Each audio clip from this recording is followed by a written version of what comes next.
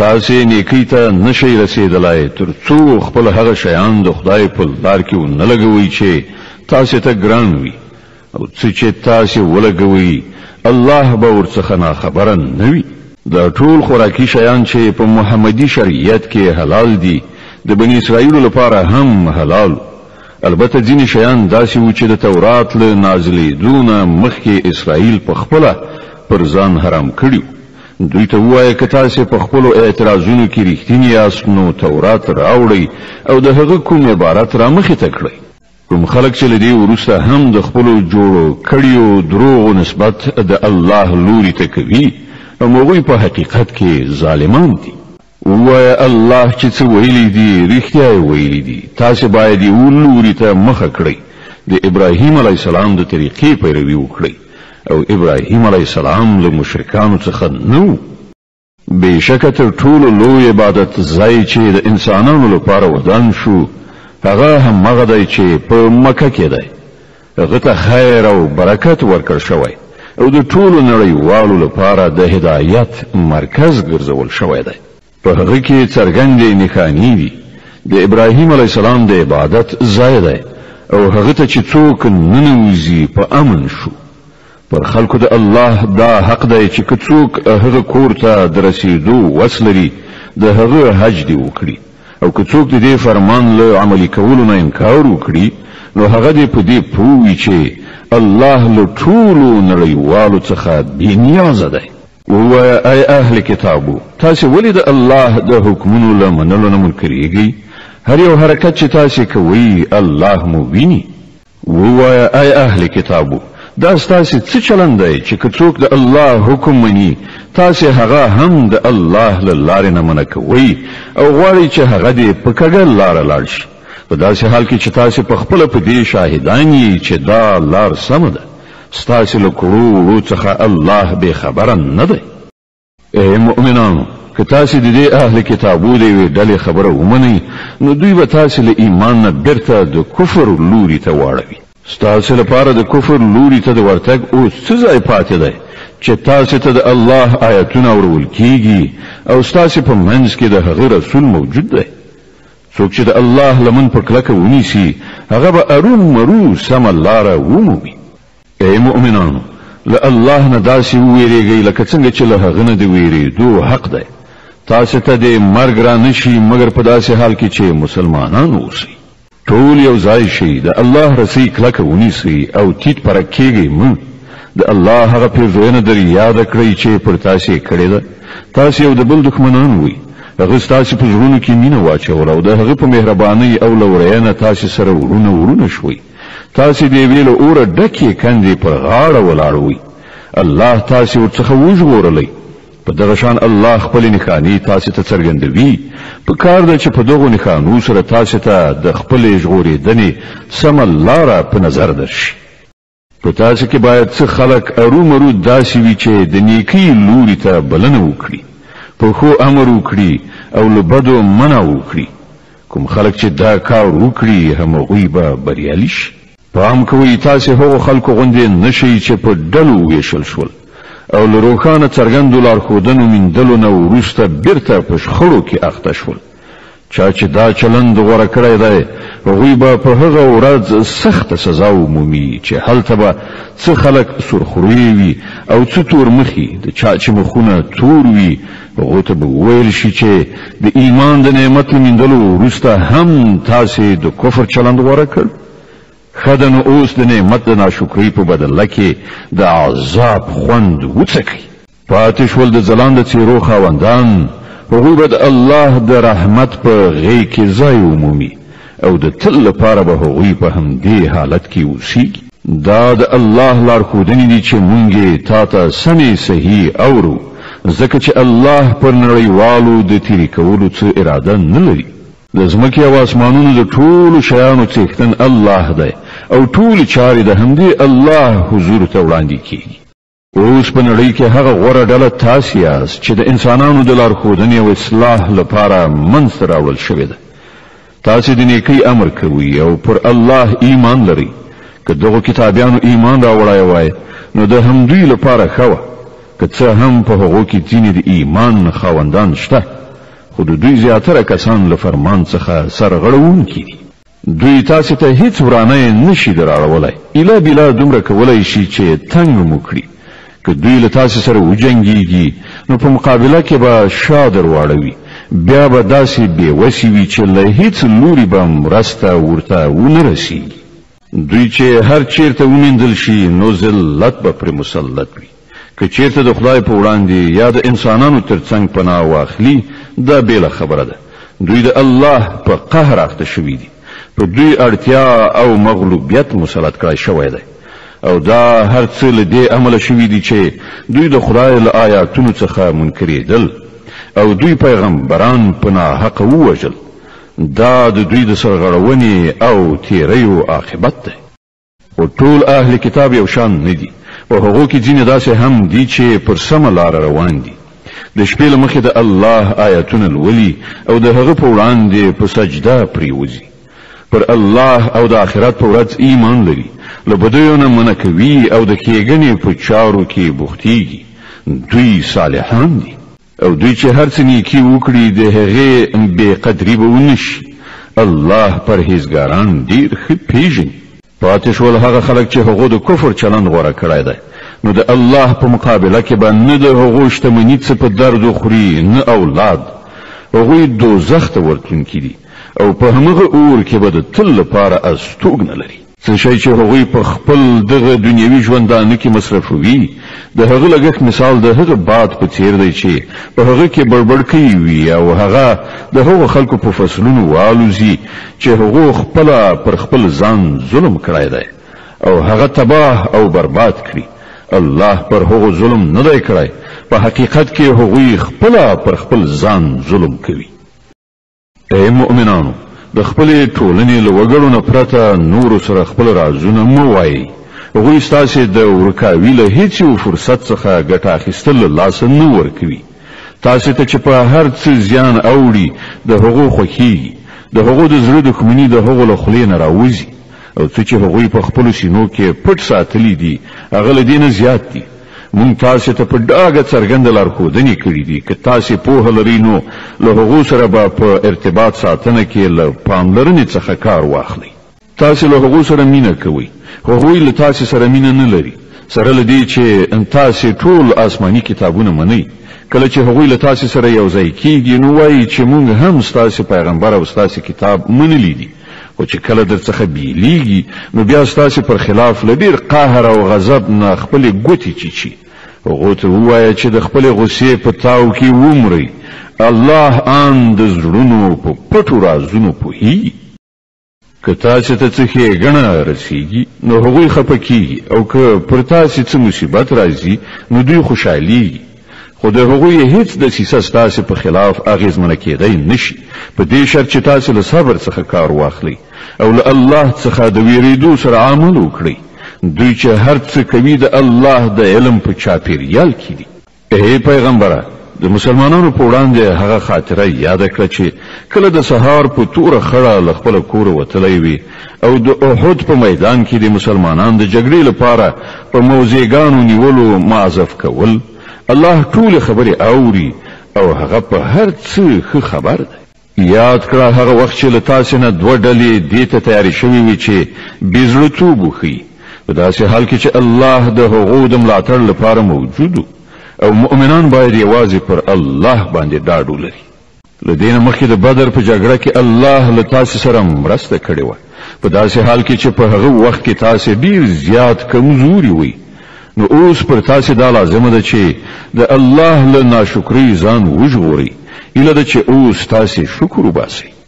یاد کړه هغه وخت چې تا مؤمنانو ته ویل آیا تاسو ته دا کافي نه ده چې الله د 3,000 پریښتو پر علیګلو د سره مرسته وکړي؟ بېشکه که تاسو د زغم په لرلو له الله څخه په ویرېدو کار وکړئ نو په کومه شیبه کې چې دښمنان در باندې یرغل وکړي په همغه شیبه کې به ستاسې رب 3,000 نه د 5,000 نښانهدارو پریښتو په وسیله در سره مرسته وکړي.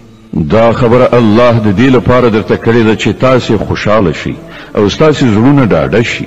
برلاسي او مرسته هر څه چې دی د هغه الله لخوا دی چې ډېر زورور او پوه لیدونکی دی، او دا مرسته به هغه د دې لپاره در سره وکړي تر څو چې د کفر په لاره د تلونکو یو مټ غوڅ کړي یا هغوی ته داسې رسوا کوونکې ماتې ورکړي چې هغوی ناکام خړسترګي بیرته ستانه شي. ای پیغمبره د فیصلې په واکمنۍ کې ستا څه برخه نشته. د الله واک دی که خوښه شي وبه یې بخي که وغواړي په سزا به یې ورسوي ځکه چې هغوی تیری کوونکي دي. په آسمانونو او ځمکه کې چې هر څه دي د هغو څښتن الله دی.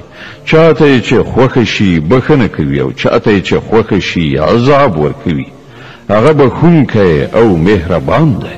ای مؤمنانو دا زیاته او څو چنده سودخوري پرېږدئ او له الله نه وویریږئ هیله ده چې بریالي شئ.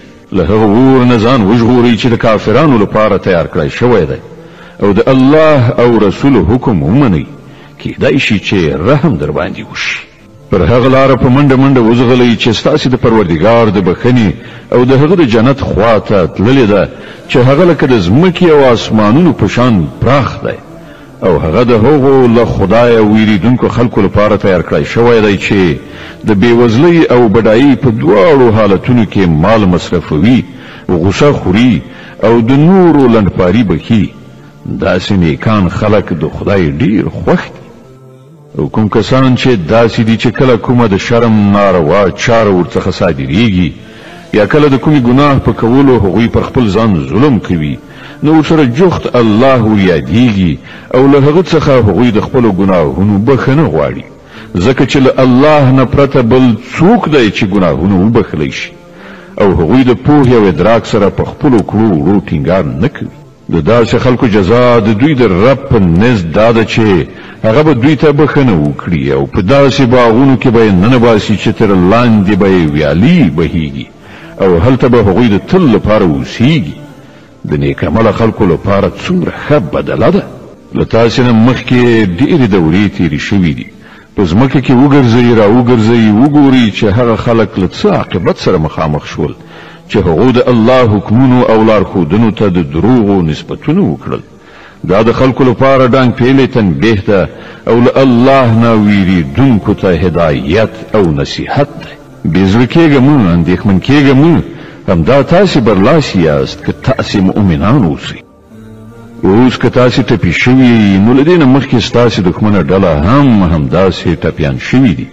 دا د زمانې خوږې ترخې دي چې مونږ یې د خلکو ترمنځ اړوو رااړوو. پر تاسې دا مرحله ځکه راوستل شوه چې الله دا کتنه غوښتله چې په تاسې کې رښتیني مؤمنان څوک دي او د هغو خلکو چاڼول یعنی بیلول غوښتل چې په واقعي توګه د رښتینولۍ شاهدان وي ځکه چې ظالمان د الله نه خوښیږي او هغه د دې ازموینې په وسیله د مؤمنانو په ځانګړې توګه بیلول او د کافرانو ځپلې غوښتل. ایا تاسې دا ګڼلې ده چې همداسې به جنت ته لاړ شئ په داسې حال کې چې لا تر اوسه پورې الله دا نه دي لیدلي یعنی دا ازمایښت نه دی کړی چې په تاسې کې څوک هغه خلک دي چې د هغه په لار کې جهاد کوونکي او صبر کوونکي دي.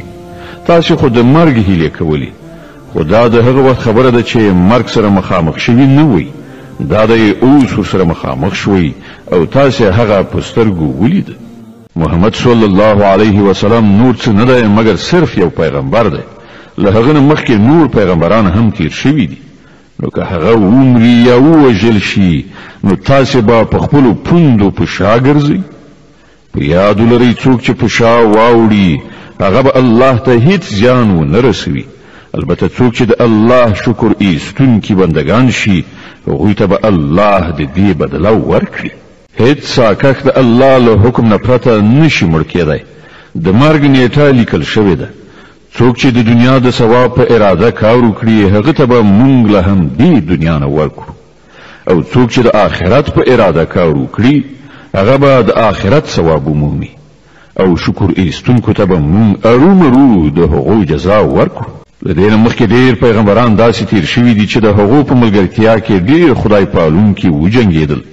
د خدای په لار کې چې کوم غمونه پر هغو راغلل هغوی پرې زړه ماتي نه شول. هغوی کمزوري ښکاره نه کړه. هغوی د باطل په وړاندې سرکوزي نه شول. الله هم داسې صبر کوونکي خوښوي.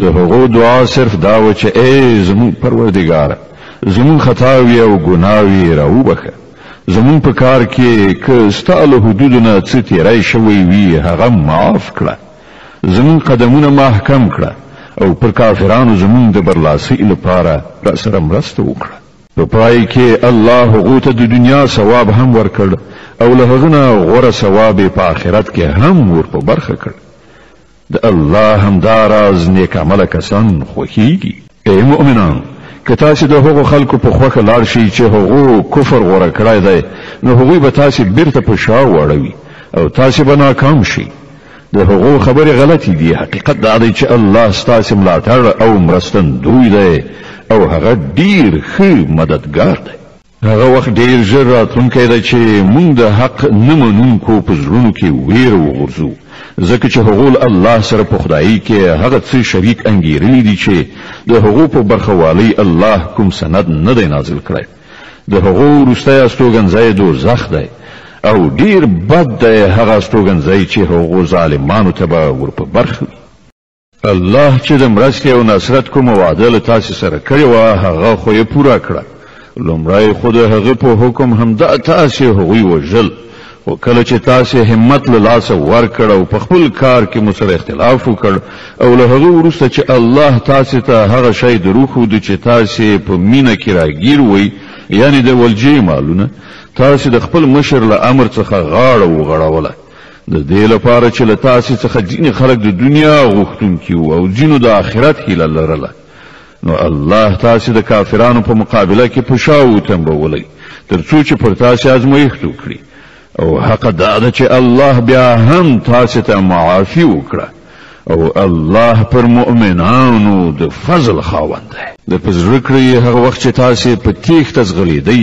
هیڅ چاته مو بیرته د کتلو قدر پام نو او پیغمبر صلی الله علیه وسلم له شا درپسې تاسو ته نارې وهلې په هغه وخت کې ستاسو د دې چار چلند بدله خدای درکړه چې تاسو پر غم د پاسه غم اخته کړئ تر څو د آینده لپاره دا درس واخلئ چې که څه شی ستاسو له لاسه ووځي یا کوم تکلیف درته ورسیږي چې په هغه خفه نشئ الله ستاسو د ټولو کړو وړو څخه خبر دی له دې کړاوونو وروسته بیا هم الله له تاسو څخه پر ځینو کسانو یو داسې د ډاډینې غوندې حالت راوست چې هغوی پریشانۍ یې وړل یو بل ډله چې هغې ته یوازې همدا خپلې ګټې ارزښت درلود د الله په باب رنګارنګ جاهلانه انګېرنې کولې چې له سر تر پایه د حق پر خلاف وي دا خلک اوس وایي چې د دې کار په سرته رسولو کې زموږ هم څه برخه شته دوی ته ووایه د هیڅ چا پکې هیڅ برخه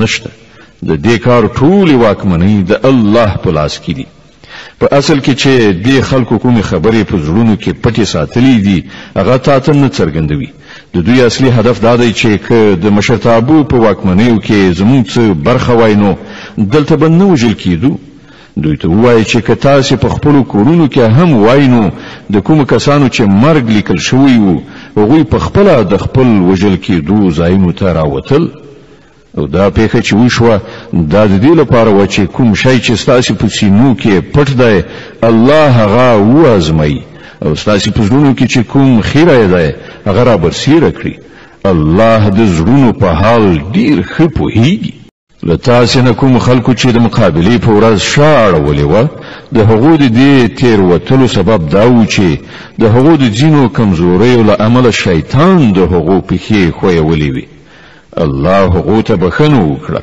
الله ډیر تېرېدونکی او د زغم څښتن دی ای مؤمنانو کافرانو غوندې خبرې مه کوئ چې که د هغو دوستان او خپلوان کله کوم سفر ته ځي یا په جګړه کې برخه اخلي او هلته له کومې پیښې سره لاس او ګریوان کیږي نو هغوی وایي چې که هغوی له موږ سره وای نو نه به مړه شوي او نه به وژل شوي وو الله دا ډول خبرې د هغو په زړونو کې د غم او افسوس وسیله ګرځوي که دا نه وي نو په اصل کې د مرګ او ژوند واکواله همدا الله دی او هغه ستاسو د ټولو حرکتونو څارونکی دی که تاسو د الله په لار کې ووژل شئ یا ومرئ نو ستاسو په باب د الله راتلونکی رحمت او بخښنه د هغو ټولو شیانو څخه ډیره غوره ده چې دا خلک یې راغونډوي او که تاسې عمره یا ووژل شي په هر حال ستاسې د ټولو ورتګ د همدې الله لوري ته دی.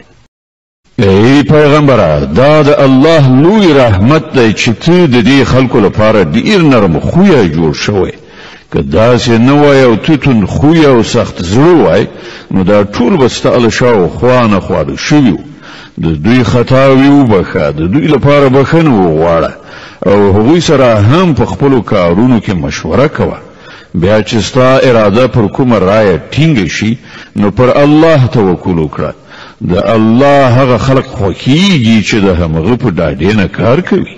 که الله مو مرستندوی وي نو هیڅ قوت در باندې برلاس کېدای نشي، او که هغه تاسې پرېږدي نو بیا له هغه وروسته څوک دی چې ستاسې مرسته وکړای شي؟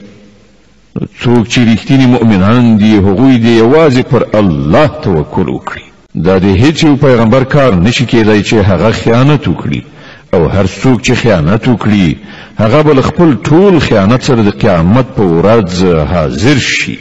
بیا به هر سا کښته د هغه د کړو پوره بدله ورکړی شي او پر هیڅ چا به هیڅ تیری ونشي. ښه نو دا څنګه کېدای شي چې یو څوک تل د الله په خوښه روان وي، هغه دې د هغه چا غوندې کار وکړي چې د الله په غضب اخته شوی وي او د هغه وروستی منزل دوزخ وي چې هغه ډیر ناکاره استوګنځی دی. د الله په وړاندې په دې دواړو ډوله خلکو کې په درجو توپیر دی او الله د ټولو د عملونو لیدونکی دی. په حقیقت کې خو الله پر مؤمنانو باندې دا ډیره لویه لورینه کړې ده چې په هغو کې په خپله له هغو نه یو داسې پیغمبر راپورته کړ چې د هغه آیتونه ورته اوروي، د هغو ژوند سوتره کوي او هغو ته د کتاب او پوهې ښوونه کوي. په داسې حال کې چې له دې نه مخکې همدا خلک په څرګنده ګمراهۍ کې غورځېدلي وو. او دا تاسې څه کوئ چې کله په کوم کړاو اخته شئ نو په دې خبرو خوله پرانیزئ چې دا مصیبت له کوم لوري راغی؟ په داسې حال کې چې د بدر په جګړه کې ستاسې لاسونو د دې دوه چنده مصیبت دښمني ډلې ته رسولی دی. ای پیغمبره دوی ته ووایه دا مصیبت په خپله ستاسې لخوا منځته راوړل شوی دی. الله پر هر څه برلاس دی. کوم تاوان چې د جګړې په ورځ تاسې ته ورسید هغه د الله په حکم او د دې لپاره و چې الله وګوري په تاسې کې مؤمنان څوک دي او منافقان څوک دي. هغه منافقان چې کله هغو ته وویل شول راشئ د الله په لار کې وجنګېږئ یا لږ تر لږه له خپل ښار نه قدر دفاع وکړئ نو وی ویل که مونږ پوهېدای چې نن به جګړه کیږي نو مونږ به اروم مرو درسره تللي وای. کله چې هغو دا خبره کوله په هغه وخت کې هغوی له ایمان نه کفر ته ډېر نږدې وو. هغوی په خپلو خولو هغه څه وایي چې د هغو په زړونو کې نه وي او هغه څه چې هغوی په زړونو کې پټوي الله پرې ښه پوهېږي.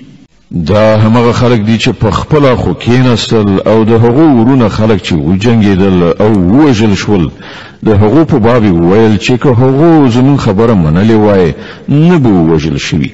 دوی ته ووایه چې که تاسې په خپله دغه خبره کې رښتیني یاست نو چې کله مو خپل مرګ راشي هغه وځنډوئ. کوم کسان چې د الله په لار کې وژل شوي دي هغوی مړه مه ګڼئ. هغوی خو په حقیقت کې ژوندي دي، د خپل رب په وړاندې روزي مومي.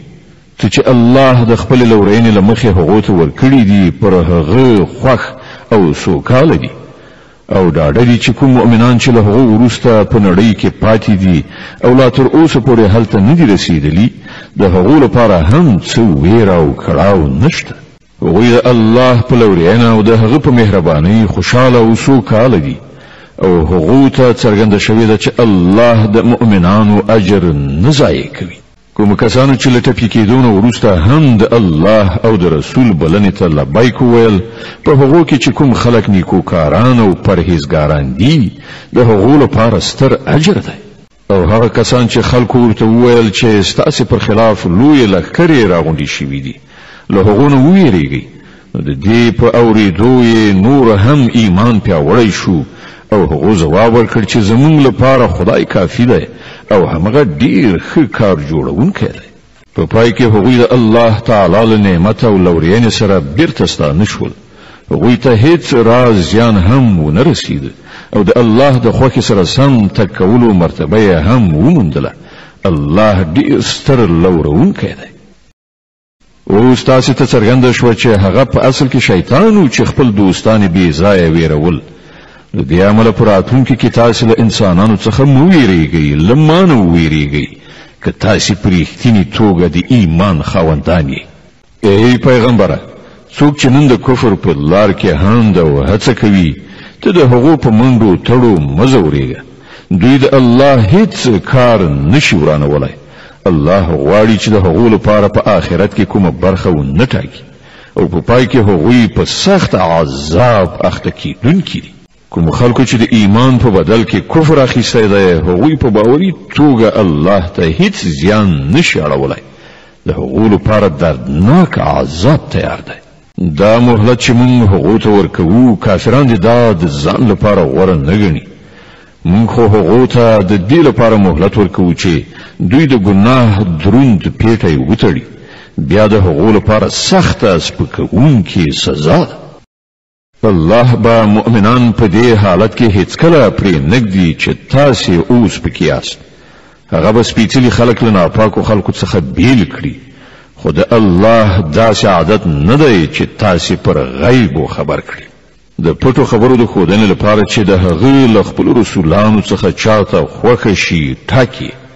له دې امله د پټو چارو په باب پر الله او پیغمبر ایمان ولرئ. که تاسې د ایمان او له خدایه د ویریدو چلند غوره کړئ، نو تاسې ته به لوی اجر در په برخه شي. کوم خلکو ته چې الله له خپل فضل نه ورکړه کړې ده او بیا هغوی د بخیلۍ نه کار واخلي، هغوی دې دا نه ګڼي چې دا بخیلي د هغو لپاره ګټوره ده. نه، دا د هغو لپاره ډیره بده ده. څه شی چې هغوی په خپله شومتیا راغونډوي، همغه به د قیامت په ورځ د هغو د غاړې طوق شي. د ځمکې او اسمانونو میراث یوازې د الله دی او تاسې چې څه کوئ الله پرې خبر دی. په یقیني توګه الله د هغو خلکو وینا واورېده چې وایي الله بېوزلی دی او موږ شتمن یو. د هغو دا وینا به هم موږ ولیکو او له دې نه مخکې چې هغو کوم پیغمبران په ناحقه وژلي، هغه هم د هغو په عمل نامه کې ثبت دي. کله چې د فیصلې وخت راشي، په هغه وخت کې به موږ هغو ته ووایو چې دا اوس د دوزخ د عذاب خوند وڅکئ.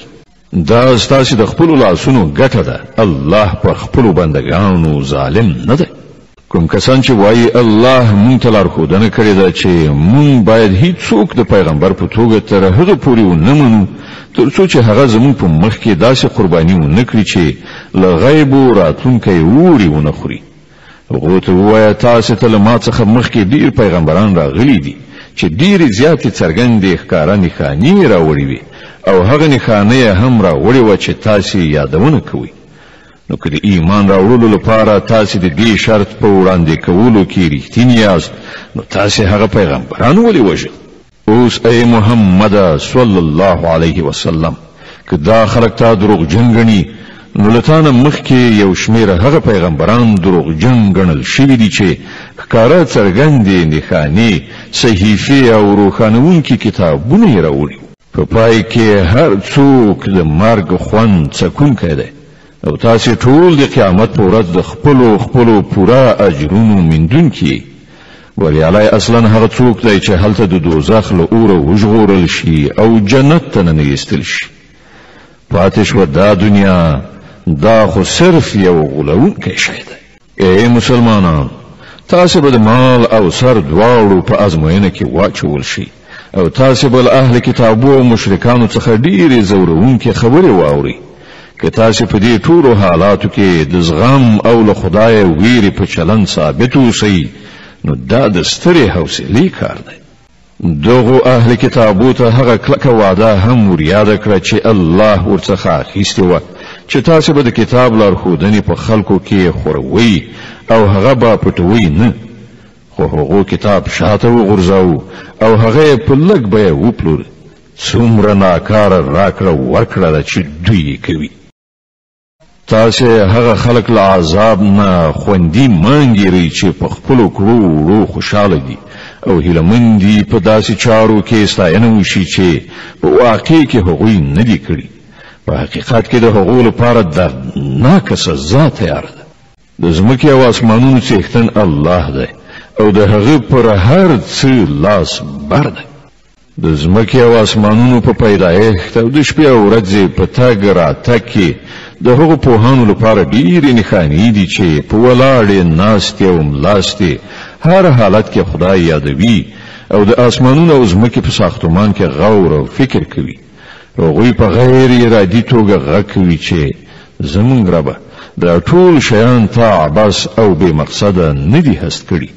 ته له دې نه پاکې چې عباس کار وکړي. نو ای ربه مونږ د دوزخ له عذابه وژغوره. تا چې څوک په دوزخ کې واچو هغه دې په حقیقت کې په ستره خوارۍ او رسوایي کې وغورځاو او بیا د دغه راز ظالمانو هیڅ مرستندوی نه وي. لویه څښتنه مونږ د یو نارې وهونکي اواز واورېد چې د ایمان لوري ته یې بلنه ورکوله او ویل چې خپل رب ومنئ. مونږ د هغه بلنه ومنله. نو ای زمونږ بادار کومه ګناه چې له موږ څخه صادره شوې ده له هغې نه راتېر شه. کومې بدۍ چې په مونږ کې دي هغه ایسته کړه او په خاتمه کې راته د غوره خلکو ملګرتیا را په برخه کړه. خدایه کومې وعدې چې تا د خپلو رسولانو په وسیله کړي دي هغه له مونږ سره ترسره کړه او د قیامت په ورځ مونږ له رسوایي سره مخامخ کوه. په دې کې شک نشته چې ته له خپلو وعدو نه مخالفت کوونکی نه یې. د هغو رب په ځواب کې فرمایي زه له تاسې نه د هیڅ یو د عمل ضایع کوونکی نه یم. که نارینه وي که ښځه تاسې ټول ځینې د ځینو هم جنس یاست. له دې امله کوم خلکو چې زما په خاطر خپل وطن پرېښود او زما په لار کې له خپلو کورونو څخه ویستل شول د هغو ټولې ګناوې به زه ورته وبخم او هغوی به داسې باغونو ته ننباسم چې تر هغو لاندې به ویالې بهیږي. دا د الله په وړاندې د هغو مکافات دی او ډېر غوره مکافات له همدې الله سره دي. ای پیغمبره صلی الله علیه وسلم د نړۍ په هیوادونو کې د خدای د نافرمانو بندگانو ګرځېدل دې تا ونه غولوي. دا صرف د څو ورځني ژوند لږ غوندې خوند دی. بیا به دوی ټول دوزخ ته لاړ شي چې ډېر بد استوګنځی دی. د دې پر خلاف کوم خلک چې له خپل خدای نه په وېرېدو ژوند تېروي د هغو لپاره داسې باغونه دي چې تر هغو لاندې ویالې بهیږي. په هغو باغونو کې به دوی د تل لپاره اوسیږي. دا د هغو لپاره د الله له لوري د میلمستیا وسایل دي او څه چې له خدای سره دي د غوره بندگانو لپاره همغه ډېر غوره دي. په اهل کتابو کې هم څه کسان داسې شته چې الله مني پر هغه کتاب ایمان راوړي چې تاسې ته لیږل شوی دی او پر هغه کتاب هم ایمان لري چې له دې نه مخکې په خپله همغو ته لیږل شوی و. د الله په وړاندې سرونه ښکته دي او د الله آیتونه په لږ غوندې بیه نه پلوري. د هغو مکافات د هغو له پروردګار سره دي او د الله حساب اخیستنه ځنډیږي نه. ای مؤمنانو له زغم نه کار واخلئ. د باطل پرستانو په مقابله کې میړانه وښیئ. د حق د خدمت لپاره ملا ټینګه وتړئ او له الله نه ویریدونکي اوسئ. هیله ده چې بری ومومئ. د النساء مبارکه سوره چې په مدینه منوره کې را نازله شوې ده 160 مبارکه آیې لري. تاسې پښتو ترجمه له لومړي آیت څخه اورئ. د الله په نوم چې ډېر زیات مهربان پوره رحم لرونکی دی.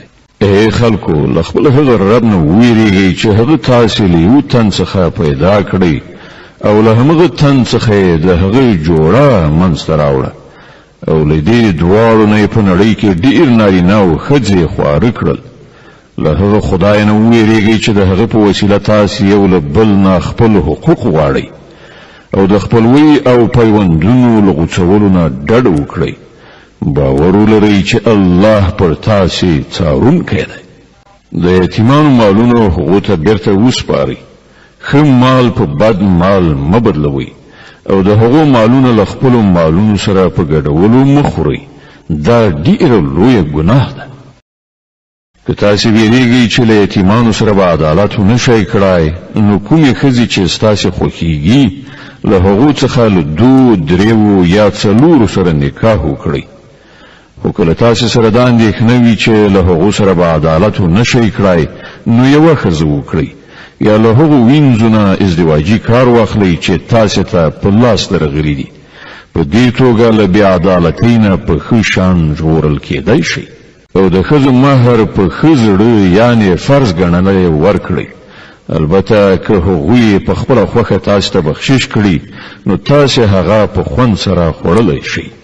او ناپوهانو ته د هغوی مالونه مه ورکوئ کوم چې ستاسو په ولایت کې دي او الله هغه ستاسو د ژوند د سمبالښت وسیله ګرځولې. او له دغو مالونو څخه هغو ته خوراک او پوښاک ورکړئ او د دوی د مال په حساب او ساتلو سره دوی ته سمه لارښوونه وکړئ. او یتیمان تر ازموینې لاندې ونیسئ تر دې پورې چې هغوی د نکاح کولو وړ سن ته ورسیږي. بیا که تاسې په هغو کې اهلیت ولید، نو د هغو شتمني هغو ته وسپارئ. داسې هیڅکله مه کوئ چې د انصاف له حد نه تېری وکړئ او له دې ویرې نه د هغو شتمني په بیړه بیړه وخورئ چې که هغوی لوی شي خپل حقوق به درڅخه وغواړي. د یتیم کوم سرپرست چې بډای وي هغه د له پرهیزګارۍ نه کار واخلي او کوم چې بېوزلی وي هغه د په معروفه توګه وخوري. بیا چې کله د هغو شتمني هغو ته سپارئ، نو خلک پرې شاهدان ونیسئ او د حساب اخیستلو لپاره الله کافي دی. د نارینه‌و لپاره په هغه متروکه کې برخه ده چې مور پلار او خپلوانو پریښي وي، او د ښځو لپاره هم په هغه متروکه کې برخه ده چې مور پلار او خپلوانو پریښي وي، که لږ وي او که ډیره، او دا برخه د الله له لوري ټاکل شوې ده. او کله چې د ویش په وخت کې د کورنۍ خلک او یتیمان او بېوزلي راشي، نو په دې مال کې هغو ته هم څه ورکړئ او له هغو سره په خوږه ژبه خبرې وکړئ. خلکو ته د دې خبرې په نظر کې نیولو سره ویره کول پکار دي چې که هغوی په خپله له ځانه وروسته بېوزلي اولادونه پرېږدي، نو د مرګ په وخت کې به د خپلو اولادونو لپاره څنګه ځورېدلي وو.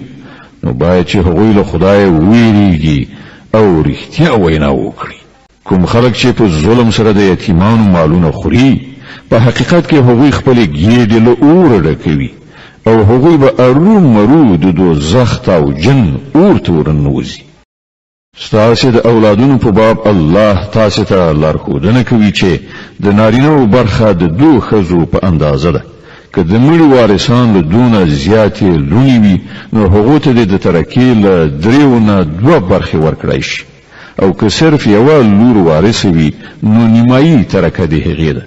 که د مړي اولادونه وي، نو د هغه مور او پلار هر یو ته د 6مه برخه ورکړی شي. او که اولاد نه وي او وارثان همدا مور او پلار وي، نو مور ته د 3مه برخه ورکړی شي. او که د مړي ورونه او خویندې هم وي، نو مور به د 6مې برخې حقدار وي. دا ټولې برخې به هغه وخت بیلیږي چې که مړي وصیت کړی وي هغه پوره کړی شي، او که پور ورباندې وي چې هغه ادا کړی شي. تاسې نه پوهیږئ چې ستاسې د مور پلار او ستاسې له اولادونه کوم یو د ګټې په لحاظ درته ډیر نږدې دی. دا برخې الله ټاکلي دي او په یقیني توګه الله له ټولو حقیقتونو څخه خبر او په ټولو مصلحتونو پوهېدونکی دی. او ستاسې ښځو چې څه پریښي وي، د هغه نیمایي برخه تاسې ته رسیږي که اولاد یې نه وي، او که اولاد یې وي بیا د ترکې 4مه برخه ستاسې ده. کله چې وصیت چې که هغو کړی وي پوره کړی شي، او د پور له ادا کېدو وروسته که پوره وړی وي، او هغوی به ستاسې له ترکې نه د 4مې برخې حقداري وي که بې اولاده وي. او که ستاسې اولادو، نو بیا د هغو 8مه برخه ده. وروسته د وصیت له پوره کولو نه که تاسې وصیت کړی وي، او وروسته د پور له ادا کولو نه که پوره وړي وي. او که هغه نارینه یا ښځه چې د هغه میراث باید وویشل شي بې اولاده هم وي، او مور پلار یې هم ژوندي نه وي، خو یو مورنۍ ورور یا یو مورنۍ خور موجوده وي نو ورور او خور هر یو ته بشپګمه برخه ورسیږي او کورونه او خويندې لیونه زیات وي نو د ټوله ترکیب په دریمه برخه کې به هغوی ټول برخه والوي ورسته له هغه zarar نه رسونکي وصیت له پوره کېدو نه چې کړای او د پور له ادا کولو چې ورباندې وي دا د الله له لوري حکم دی او الله پوه با خبره او نرم خویه دی دا د الله ټاکل شوی پولی دی څوک چې د الله او د هغه د پیغمبر اطاعت وکړي الله با هغه داسې باغونو ته ننباسي چې تر هغه لاندې به ویالي بهيږي او هغوی به پکې د تل لپاره استوګن وي او همدا ستر بریالیتوب دی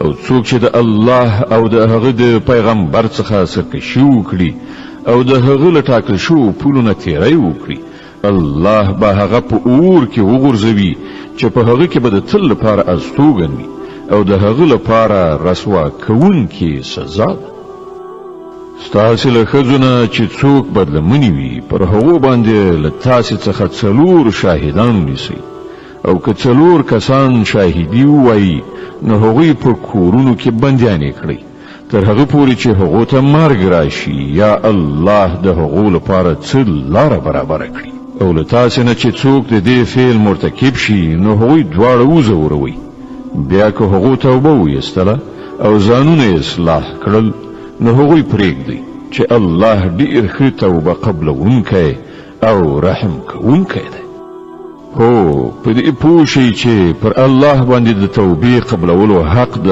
هغو کسانو لپاره دی چې د ناپوهۍ له امله کوم بد عمل ورڅخه صادر شي او ورپسې سم د لاسه توبه وباسي داسې خلکو ته بیا الله د خپل مهربانۍ په نظر پاملرنه کوي او الله له ټولو خبرو خبردار دی او د حکمت او پوهې څښتن دی خو د هغو خلکو لپاره توبه نشته چې پرله پسې بد کارونه کوي تر دې پورې چې کله له هغو نه د یو تن د مرګ نیټه رارسیږي نو په هغه وخت کې وایي چې اوس مې توبه ویستله او همدغه راز د هغو کسانو لپاره هم توبه نشته چې د مرګ تر وخته پورې په کفر کې پاتې شي د دغه ډول خلکو لپاره خو موږ دردناکه سزا تیاره کړې ده ای مؤمنانو ستاسو لپاره دا روانه ده چې د زور له لارې ځان د ښځو وارثان جوړ کړئ او نه دا روا ده چې هغوی وربړوي او د هغه مهر د یوې برخې د وهلو هڅه وکړئ چې تاسې هغو ته ورکړی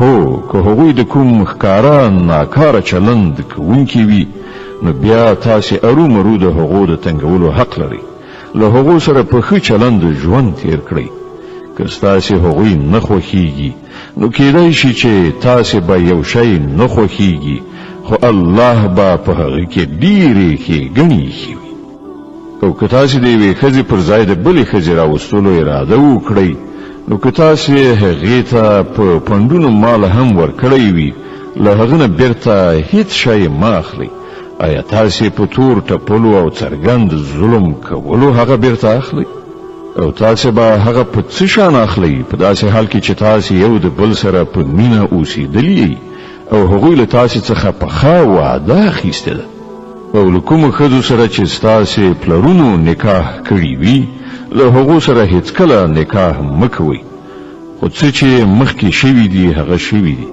په حقیقت کې دا یو د شرم کار دی ناوړه دی او بد چلند دی پر تاسې حرام کړای شوې ستاسې میندې لونې خویندې ترېندې توړیګانې ورېرې خورزې او ستاسې هغه میندې چې تاسې ته شودې درکړي وي او ستاسې د تی شریکې خویندې او ستاسې د ښځو میندې او ستاسې د ښځو هغه لونې چې ستاسې په غېږو کې پالل شوي وي د هغو میرمنو لونې چې ستاسې ورسره د میړه میرمنې اړیکه راغلي وي او که یوازې نکاح ورسره تړل شوي وي او د میړه میرمنې تماس مو نه وي نیولی نو د هغو په پرېښودلو او د هغو له لونو سره په نکاح کولو کې پر تاسې څه ګناه نشته او ستاسې د هغو زامنو میرمنې چې ستاسې له پشت نه وي او دا هم پر تاسې حرامه ده چې په یوه نکاح کې دوه خویندې یو ځای کړئ خو چې مخکې څه شوي هغه شوي دي الله بخونکی او رحم کوونکی دی.